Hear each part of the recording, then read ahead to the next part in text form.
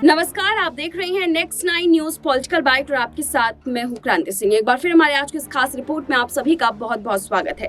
एक तरफ शरद पवार ने अपना बड़ा ऐलान सुना दिया कि वो एनसीपी के अध्यक्ष पद को अब त्याग रहे हैं, अब वो रिटायरमेंट ले रहे हैं। तो वहीं दूसरी तरफ शरद पवार के इस बयान के बाद मानो चारों तरफ एक बड़े भूचाल जो है वो आने शुरू हो चुके हैं। शरद पवार को लेकर के अब कई सारे कयास लगाए जा रहे हैं कि आखिरकार उन्होंने एनसीपी के अध्यक्ष पद से यहाँ पर जो है अपना इस्तीफा क्यों दिया है, वो अपनी राजनीति को अब क्यों छोड़ना चाहते हैं। जिस राजनीति को लेकर के वो ये कह रहे थे कि मैं अपने आखिरी दम तक इस राजनीति को खेलना चाहूंगा, आखिरकार उन्हीं की बनाई पार्टी को आगे तक चलाने से अब यहाँ पर परहेज करते हुए शरद पवार क्यों नजर आ रहे हैं, ये सवाल उठने शुरू हो चुके हैं। और इस सवाल का जवाब अब मिल रहा है उनके यहाँ पर जो है अपने ही परिवार के अंदर एक अंतर्कलह की कहानी से।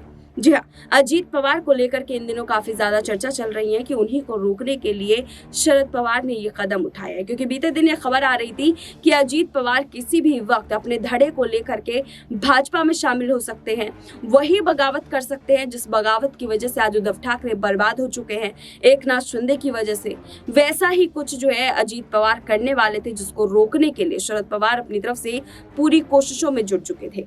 बीते दिन जो भी खबरें निकल करके आई, उस खबरों को लेकर के ये तमाम चीजें जो है वो सामने रही, जिसमें ये बात कही गई थी कि शरद पवार के खिलाफ जो है अजीत पवार अब हुंकार भरने वाले हैं। लेकिन फिर उसके बाद फिर खबर आने लग गई, जब शरद पवार भी और अजीत पवार दोनों ही बयान देते हुए नजर आए कि नहीं, सब कुछ बिल्कुल ठीक है। लेकिन उन लोग के चाल चलन में, चलने के व्यवहार, रैली में पहुंचने के तौर तरीके और तमाम चीजों से जो है इस बात के संकेत मिल रहे थे कि दोनों के बीच में खटपट तो चल ही रही है और किसी भी वक्त एक धड़ा जो है वो बगावत कर सकता है। आज जैसे ही अजीत पवार और तमाम जनसभा के सामने जो है जैसे ही शरद पवार ने इस बयान को दिया, तब उससे ये अंदाजा भी लगाया जाने लग गया कि शरद पवार ने ये क्यों कहा था कि नहीं, पार्टी में सब कुछ ठीक है, क्योंकि वो इतना बड़ा स्टेप लेने वाले थे। उन्होंने भी कह सकते हैं कि भाजपा के लोभ लालच के सामने जो है अपनी तरफ से एक बड़ा लोभ लालच का खेल खेला और अजीत पवार को अपने पास ही रोक लिया।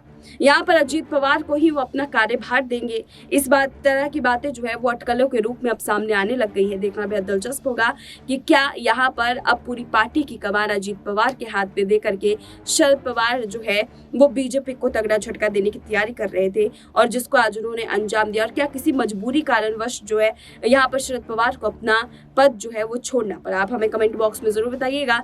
फिलहाल अभी के लिए बस इतना ही। देश दुनिया की तमाम बड़ी खबरों के लिए देखते रहिए नेक्स्ट 9 न्यूज पॉलिटिकल बाइट।